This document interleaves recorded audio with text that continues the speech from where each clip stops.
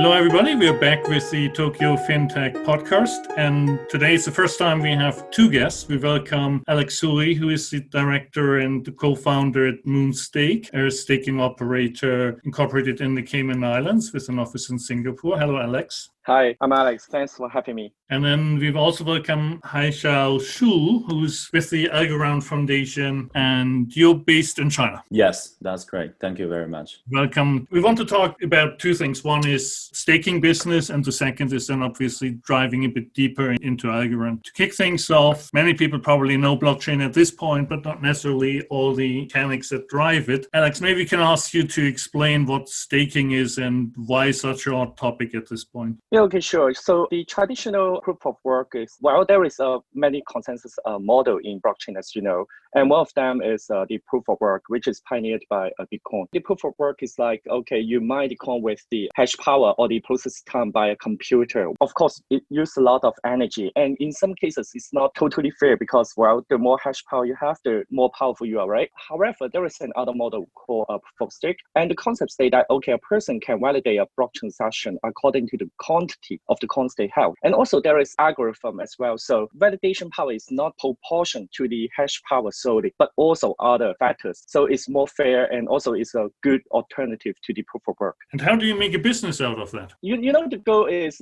we try to create the largest staking pool network in Asia. And you know, with the extensive network, we hope to create a robust environment for all our users and also the cryptocurrency holders to increase their likelihood of receiving the block rewards. Because proof of stake say that if you can validate something and then you receive some kind of rewards. So we're creating a larger pool for validating the cryptocurrency. We can receive a high portion of rewards and also help the user to make it the staking more efficient. Got it. Statistically, you should get over time the same amount, but you're able to smooth out the returns if I look at a single coin. And then obviously as a pool, you're also covering more than one coin, right? You're planning to cover a universe of coins. And what are you looking at in terms of the whole population that you want to support? Well, the figure is hard to say because there are environments changing every day, as you know, in blockchain industry. But we try to form strategic partnership with a number of high quality coins, where we already formed a partnership with Cosmos, IrisNet, and also this as well, like Cardano. So we are trying to form this kind of partnership so that to create a more efficient staking pool for our users. Haichao, let's continue with you. You're working for the Algorand Foundation, and there's also Algorand Inc., which is really where the professor sits and the original brain trust that has developed the protocol. So what is the differentiation? What is the responsibility of Inc. versus the foundation? Sure. Basically, you're absolutely right that there are two entities behind this Algorand project. And one is Algorand Inc. and another one is Algorand Foundation. So Algorand Inc. is just a kind of like a normal company that is registered in Boston, where all the talents from MIT and Harvard are. Our two members, most of them came from MIT and or Harvard. That company is a profitable company. The goal is to build software infrastructures for broader sense is FinTech, but more specifically speaking, is building blockchain technology enabled platforms and tools that will fulfill our vision, which is borderless economy where assets are transacted frictionless, better future that we are envisioning right now. And for the Algorand Inc., which is a non-profitable foundation registered in Singapore, and it's run by a few dozen people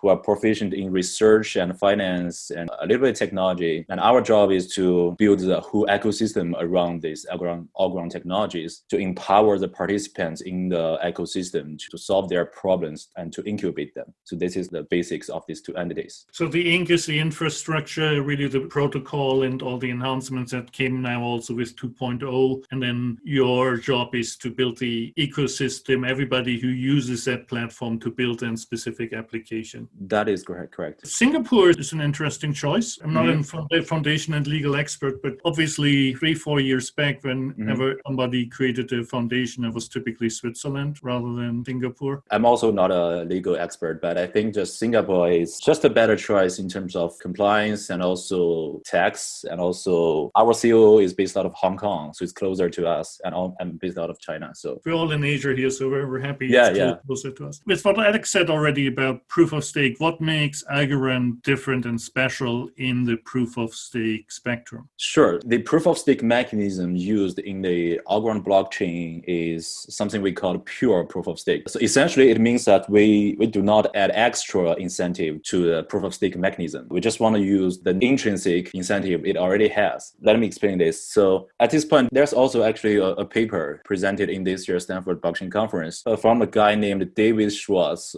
who's working at Repo. And he also has this kind of point of view that we should not add an extra layer of incentive on top of the existing natural incentive. So what is this existing natural incentive? For people who's holding a certain cryptocurrency, the currency is not just kept in your wallet. It is also kept on a specific blockchain. And that blockchain is actually providing you with a custodial service that keep your assets safe, your coins safe. On that sense, you might want to spend some resource or money on keeping that custodial safe, just like you want to put a password on your bank account, and also you want to pay some money to keep your password safe. So on this sense that people have the incentive already to keep their assets safe, which in the case of blockchain is to keep the blockchain safe. When people are trying to do that, their option is to run a node in the blockchain network. They will run it at their own interest, which is to protect their assets. We believe that this kind of incentive already support the safety of the whole network, which also support the safety of their assets. So there's no need to add another layer of incentive on top of that to make things worse. If you do that, the result might be worse, as we discussed already, and also as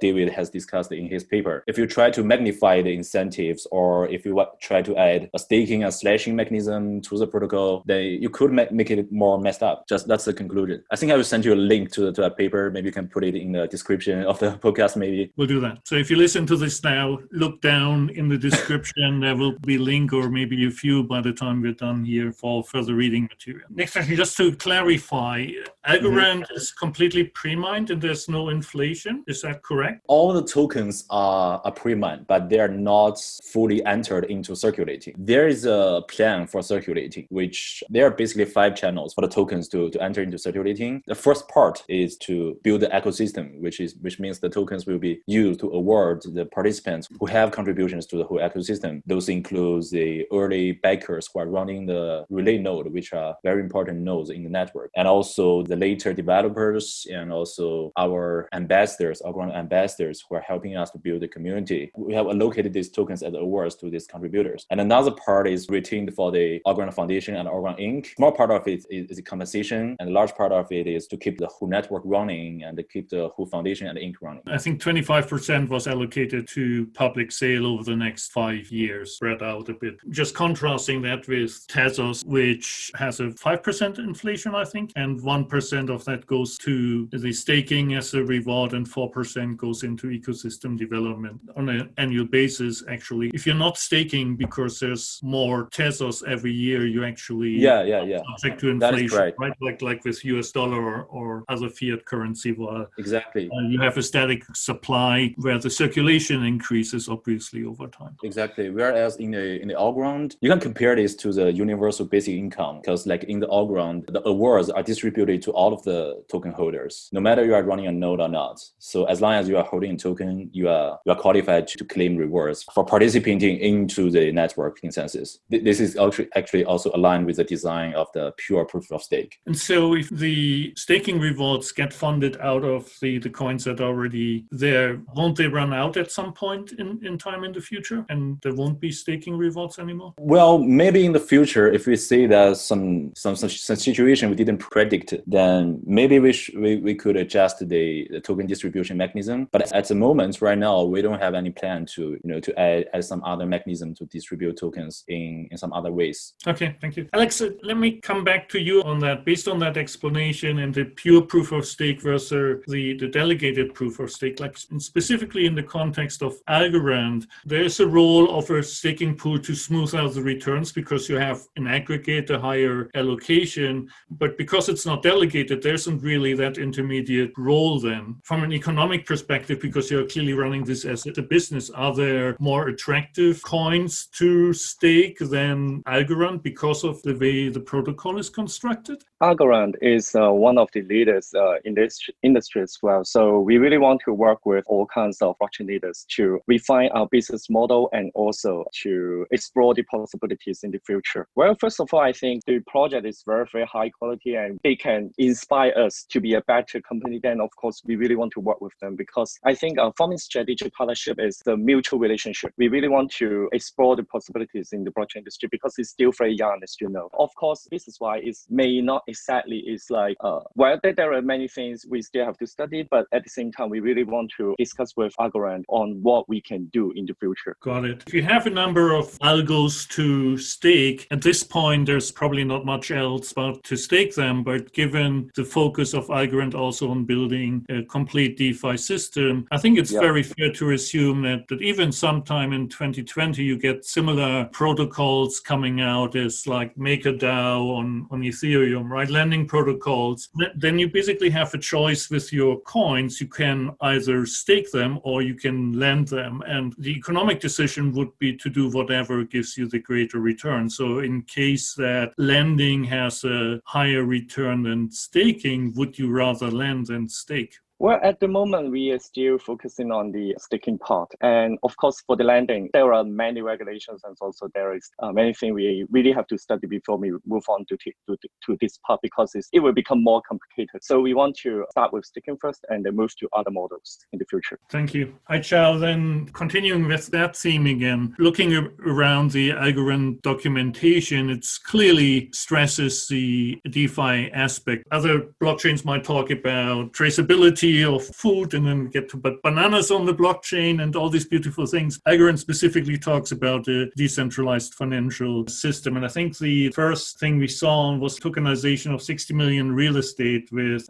Asset Block. Tether is available now on Algorand. What is the next things that you see coming? What's in the pipeline? Sure. First of all, the topic we are focusing on is not just the DeFi, this thing, because DeFi it represents two things. One is a decentralized financial infrastructure on chain, which are DEX, decentralized exchanges, or lending and borrowing facilities. And also it represents the decentralized financial assets on chain, including like MakerDAO, decentralized stablecoin. So these two we are definitely focusing on, we are working on, but we are more focused on the bigger picture, which is the finance itself. So this includes, like, as you mentioned, Tether is a good example. It's actually, you can call it sci-fi. It's a kind of centralized finance because it's backed by US dollars. So we are focusing on the whole spectrum of finance, actually. Tether is a good step because we need stablecoin on chain for people to exchange with different assets. And block asset is another good example. We are trying to tokenize real estate assets on chain for people to trade it with less friction. Another thing we have done is to cooperate with this country named Marshall Islands. So they are issuing a CBDC, which stands for Central Bank Digital Currency. That currency is gonna be built not on Algorand platform directly, but using Algorand technology, something called co-chain. So it's like a blockchain framework you can use to build your own blockchain. And they're gonna use this Algorand technology to build their digital currency system. And it will be launched maybe at the end of this year or early next year. DeFi and sci-fi, these two roles, both of them we are taking on. National currency, we are definitely actively looking for partners. Apart from that,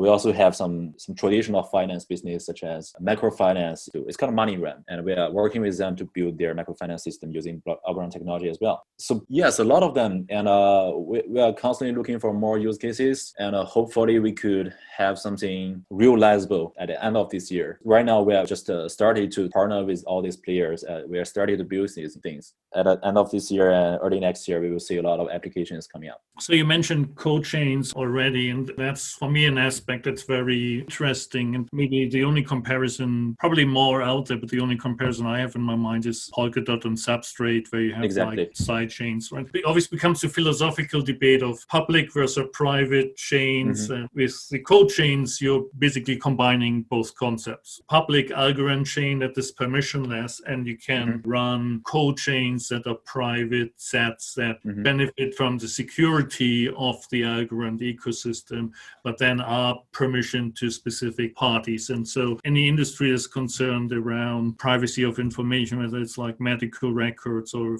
even financial transactions, right, to a certain extent, can straddle these two sides of the same coin and build an efficient system. Also, another product is Cosmos SDK. And that one is actually easier to use from a perspective of developers. developer. A lot of people are using Substrate because of Polkadot, but Cosmos SDK is easy to use, and we are Algorand. We are trying to learn from these products and to make this coaching product better than all of them.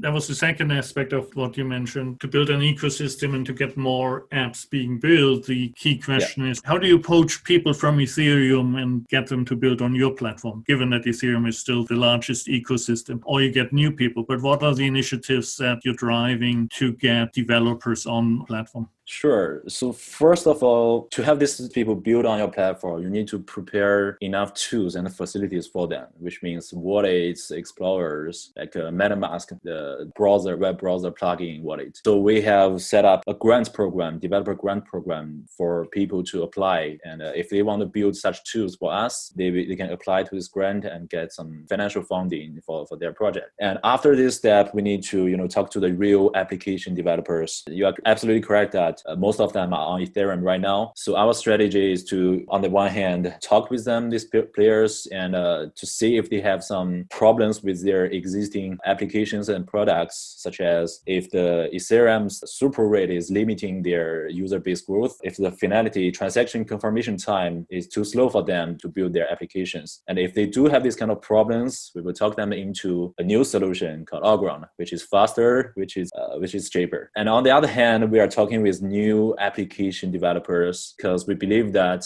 the competition between public chains are not over yet, because we believe that in the future there will be a better application that can beat all of the existing application right now. And we are fighting to look for that application to that specific cryptocurrency. And we are in hope of that we can find that application and bring that into our platform. It's clearly easier to build a proof of stake chain and protocol from scratch rather than trying to do what Ethereum is trying to do and going from a proof of work to proof of stake. And the multiple year-long roadmap doesn't necessarily instill that much confidence to me personally. If I had the choice to go on something that is built for purpose, maybe that's attractive enough. The other interesting thing I think I saw doing the research leading up to this conversation, you actually have a Python library, PyTeal, to write smart contracts. So that opens up, first of all, the whole quants that are in the capital markets business, and then obviously all the data scientists that love Python as well. So having something like that where you can construct smart contracts with a language that you're actually very familiar with, that should ease the adoption curve. Yeah, that is correct. And I'm pretty surprised that you learned about that, actually. So this is a part that I mentioned, the tools and the facilities for the developers, because we're talking about developers from different industries. They always have a preference on the development language they use for their applications. For example, Python, you mentioned, right? Python is mostly used in the financial industry. A lot of people use that to analyze data. So we definitely have Python SDK and PyTeal, as you mentioned, which is for developing smart contract on Algorand. For some enterprise users, kind of the traditional systems are always based on Java. Although we don't use it a lot these days, but we still have a Java SDK for these applications to use. So it's easier for them to integrate to their systems. And apart from that, we have JavaScript and also Golang, which is a backend language. So we have all these options for developers, and we're trying to push forward to the next step, which is to talk with them and to bring them in. Once all this blows over with the pandemic, you should do a developer workshop in Tokyo here. Yeah, we wanted to do it actually. We were going to Tokyo, but because of the coronavirus situation, postponed to maybe September. We will see you in September. Hopefully, would be good. Alex, coming back to you once more. Staking business, I think you mentioned you have 2 coins live now. You're planning more. What is the roadmap for building out the business, and how do you measure scale or success at the end of the day? How do you get people to invest in that pool? Well, I think as Haichao said, what the infrastructure is very important. Well, the adaptation of the blockchain is also depends on the infrastructure. The easier for the user to use it, the better it is. So we are now focusing our effort on building the integration of the wallet, and also, well, for example, we've already released a Moonstake mobile wallet on iOS and Android, and already developed the apps for Moonstake and also for the BinaryStar. So we try to expand on this infrastructure first, and to make the user experience as smooth as possible. So by doing that, we really want to have seamless experience for our users to take the coin with their own wallet and with their existing way of doing things. By doing that, we really want to expand. We don't have a very concrete number at the moment because we just start, and also it's very hard to see in like the future. At the moment, the situation is changing so fast these days because various factors. But we are building a lot of infrastructure at the moment, and also we'll build some enterprise wallet. We will have the web wallet like April, and for BinaryStar, we will build a wallet. We'll probably finish in May. So there are many things we're working on. Oh, I see a BinaryStar wallet launch party coming up there. Because you're with proof of stake, you're not that dependent on the electricity prices, while proof of work, the energy consumption, of course, is next to the hardware, the biggest driver. If you can talk about that really, where do you locate your servers for this business? Our main activities will be carried out in Singapore at the moment. Then, of course, we will build our presence in Asia. And we also have a very strong presence in Hong Kong, because I basically are based in Hong Kong. And with the partnership with BinaryStar, of course, we want to carry out activities in Japan as well. But of course, there are many regulations we have to handle in the first place. And primarily, it will be Singapore at this stage one. Okay. And so you see these as the primary markets for your business as well, Singapore, Hong Kong, and Japan? Asia in general, I should say, because the application of blockchain is very fast in Asia. And so we'll focus the area like this. For future, maybe we will target also Korea, yeah. Of course. So Korea, Japan, yeah, Singapore. These are the percentage of the blockchain user are relatively high in this area. Let's talk a bit about version 2.0, Haichao. It was released in November only, so it's pretty fresh. 2019 was really a super active year, it seems, right? It was an initial public sale through Dutch auction, June 2019, and then in November release of 2.0, which has three components: the Algorand Standard Assets, atomic transfers, and then the smart contracts. And that's significant development in a short period of time, but really provides all the infrastructure for what you talked about previously. Are these components done, or is this the first version and there's a defined roadmap for what other functionality will be added? It's called 2.0, but it's actually the first after the mainnet launch. If you consider mainnet the 1.0, and these features are included in 2.0. And I assure you there are definitely 3.0 coming up, which includes more features in the future. So these 2.0 features, as you mentioned, the standard Algorand Standard Assets is for developers and the users to issue their own assets on Algorand blockchain. And these assets are issued in a standard forms. Just to compare with the assets issuance on Ethereum, where you build a customized smart contract on the blockchain to issue the assets. Algorand, you are using the native function of the blockchain. So it's not based on a third-party smart contract, but the native function of the blockchain. And the benefits is that it's more safe, it's easier to do it, to issue the token, to issue the assets. It has a standard structure. So all the assets are the same, so they can transact with each other, and they are compatible with all the tools and facilities. And the second feature is atomic transfer. So this is also one of the essential features you have to have when you are trying to do asset transactions, just like when I'm trading some asset A with your asset B. And we need to make sure that these two transactions on the blockchain are happening at the same time, right? So when you're trying to do this on other blockchains, typically you need to use also a third-party smart contract that involves a technique called hash time lock. And that technique costs a lot in terms of both money and time. So we made that function into a native function on Algorand, and it saves time, saves money, and makes this whole process easier. And the third one is the smart contract. This is where we give you more flexibility to realize your applications on chain, and you can deploy your own smart contract and to realize your customized functionalities. And also, it's very easy to use. It's a native function. And so on the standard assets that you provide, I think there were two characteristics. One is the classic fungible, non-fungible tokens, and the other is restricted and non-restricted. So 2 dimensions, 2x2 matrix. All of that is built into the protocol natively? Yeah, that's correct. Well, basically, we have a lot of kinds of assets in the financial world, like debts, bonds, securities, payables or receivables. So all these assets, they have different attributes to them. For example, securities, if a security is issued like under an exemption, like Reg A or Reg A plus, Reg D, then there's a requirement to the holders who are holding these securities, and also the buyers who are trying to buy these securities. Those compliance regulations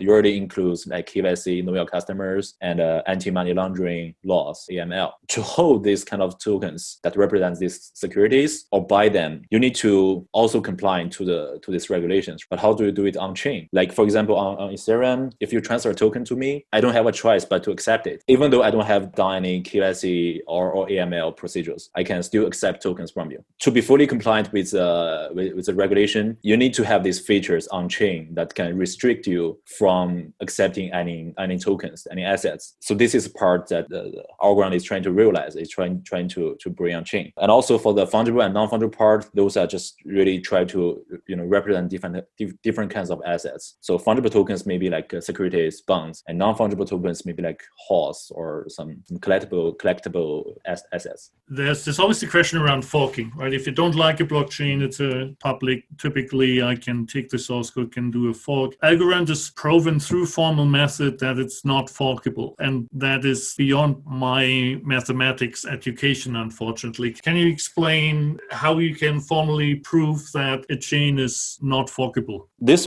involves a little bit technical thing about the consensus algorithm. The name Algorand actually represents both the Algorand public blockchain and also the Algorand consensus algorithm. One feature of the Algorand consensus algorithm is that there will be no forks in terms of on the infrastructure layer, on the consensus layer. That if you compare with Bitcoin, there will be forks at some point of the time, because when people are accepting different blocks from the network and they are agreeing on different chains of blocks, there will be forks. In the Algorand consensus algorithm, such things will not happen because, well, the nature of the algorithm, just trying to avoid getting into the technical details of it. So maybe just briefly explain how it works. Algorand consensus algorithm is like the first consensus algorithm that involve cryptographic mechanisms into it. So we use cryptographic sortation, which is kind of like a lottery. So all the node runners in the network will draw a lottery in their local computer, and they will know if they can participate into the consensus at this round. And if they do, this subset of the node runners will do the consensus algorithm, and that is a deterministic consensus algorithm, which means only one block will be generated out of that round of consensus. So we just do this in turns. Every turn we do a round of cryptographic sortation to select a subset of a committee of nodes, and those nodes do the consensus. So in this way, we will avoid forks. We do allow forks on a high layer of protocol, which means that you can always take the code of Algorand and to start another network and to run your own Algorand blockchain. So that is permitted, and no one can stop you from doing that because all the codes are open source. And also when we are having co-chain live, maybe that is even easier for you to do it. You can just take a co-chain and start your own blockchain. Thanks for the separation of the two ways of forking. One is the intentional fork, like getting Bitcoin Cash and then Bitcoin SV out of Bitcoin and really create a separate network that has its own token. And the other is as part of the protocol and Bitcoin, as you said, you can get orphan blocks. The Algorand algorithm is the one shot, one round validation and submits the block. That's why there can't be these orphan blocks. It's just like a funny fact when you read about this, given that your founder is a Turing Award winner in 2012, which is like the Nobel Prize for computing. Your protocol, though, is non-Turing complete. Yeah, that's actually pretty interesting. This is the first time I heard someone put it in this way. Turing Award and the Turing Complete are actually both aligning with the same person, the same Turing person. So Turing Award, is just as a memory to honor the great Turing Alan, kind of like the father of computer. And the Turing Complete actually represents that the machine, the computer you are building here, give you the ability to program all kinds of applications you want. As a matter of fact, actually, all of the virtual machines on the blockchains in either Bitcoin or Ethereum, all of them are all non-Turing complete actually, because they're trying to limit your ability of building things in either time. Like for example, there is a gas limit on Ethereum, which limits how much computing resource you can use in each of the contract, or they are limiting your operation sites. For example, Bitcoin, they only provide a small set of operation codes that you can use to program your applications. So in the case of Algorand, it is more similar to Bitcoin, where where we provide pretty elegant sites of operating codes that you can use to program applications, and which we think is already enough for all the applications on the spectrum. And if you try that, you can actually feel that even though we are trying to sacrifice a little bit flexibility here by involving a non-Turing complete virtual machine, but we can give you a more convenient way to program it and also a safer way to develop it. So we basically treat flexibility for convenience and security. Alex, maybe this is the question I should have asked at the very beginning, but clearly when you have a plan to build a new business, you've got lots of choices, and you made the choice to do proof of stake rather than do proof of work. Can you explain how your decision-making path came and why you decided not to do any proof of work? I think the decision is obvious if you look at the future of the blockchain, because now a lot of blockchain is still on proof of stake, and also I think it's one of the brightest future in blockchain industry as well. As you know, Algorand built their whole business model on this proof of stake as well. So I believe that their decision is also very right. I think because blockchain will be one of the prominent future, the adoption is quite slow at this moment, but I think there are more and more people and also more enterprises using this technology, and also they're using it under our nose. And sometimes they adopt it, and then but still people didn't aware of it. In future, this will be, and also all the projects and all the blockchain, they need to be on the consensus model. So that's why it's one of the very promising one if you follow this thinking or trend. So that's why I'm quite interested I really want to build a robust environment for this kind of consensus model and then build a solid business on top of it. Maybe you can take out your crystal ball for a second. We obviously have the halving coming up on Bitcoin very soon, sometime in What is your prediction? What will happen in the miner landscape? I don't have a crystal ball, so I really don't know what the future will be. But I think the more interest people are in blockchain, and there will be a lot of traditional mindset will come into this industry. As you know, when in the first 10 years of blockchain, we have a new mindset to see things. If you understand what I say, the traditional financial system is dominated by a certain kind of mindset. So if those kind of people come into this industry, I think it will shape some paradigm in this industry as well. As we already see that there will be some coupling or decoupling of things. I don't know about the price, but I would see there will be a big shock to the blockchain industry maybe in a year or two in the future. One thing to measure is obviously the market cap, which can be a bit arbitrary at any point in time. But the other aspect is the hard to measure mind share. People in the ecosystem, when you talk to them, clearly Algorand has lots of people paying attention, right? Which is maybe they're not dipping their toe into the water just yet, which is Haichao's job to change. But certainly aware and observing. The question for both of you, if you have to name the top 3 or 4 protocols in the proof of stake world, what do you see as the strongest protocols coming right now? Well, we are building partnerships. As you know, we have already built partnerships with Tesla, Centrality, and Harmony. So we are not we cannot say which is the best because we really want to build partnership with strong projects. But as you can see on our website, moonstake.io, we are building good relationship with many strong protocols at this moment. And of course, we really want to build partnership with Algorand as well because they are very strong tech and also they are building something awesome to the industry. Very diplomatic answer. Thank you. Actually, I don't want to put you on the spot equally. You have an allegiance with Algorand, but are there any other protocols that you're following more closely than others, maybe because they have some interesting ideas? I'm really looking forward to Polkadot because they're telling a different story, which is the interoperability, cross-chain. Really looking forward to their mainnet launch and to see if the market can verify their story. So that's one. Another one is, I think, Ethereum 2.0. I'm interested in that because I'm pretty negative about this shift from 1.0 to 2.0, and I wanna say if it will have negative effect on Ethereum or positive effect. These two chains, I think their mainnet launch of Ethereum 2.0 and Polkadot will verify a lot of the things that I have on mind. So I'm interested in that. I tend to agree. I'm not a blockchain developer, so my technical understanding is limited to some extent. But given that we had DEF CON in Osaka last year event and all the sessions that the big brains in the Ethereum world gave about the roadmap didn't really make me comfortable. Didn't feel the story was consistent. So I'm also curious to see how they pull it off. I think the Polkadot point was interesting because I also find it intellectually very interesting, this cross-chain operability. Because it's kind of like,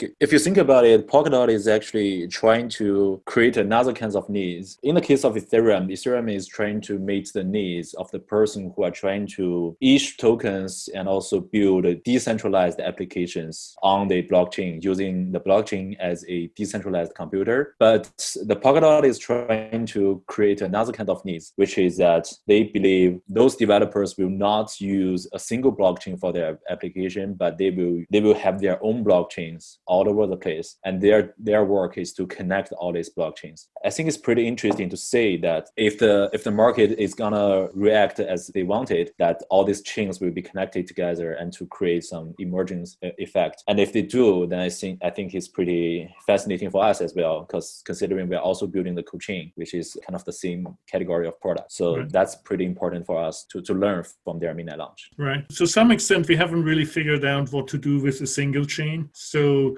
might be very visionary, but also might still be 3 or 4 years ahead of the actual demand. We'll see. But as you say, they might actually create demand that is latent, but we're not necessarily seeing it. And it's a marketplace, right? So that's a fantastic thing. And it's a marketplace of ideas and concepts. And it's just interesting to see that evolving very quickly. Super, gentlemen. It was a very good conversation. I appreciate the time. Thank you very much for joining. Thank you. Thank you.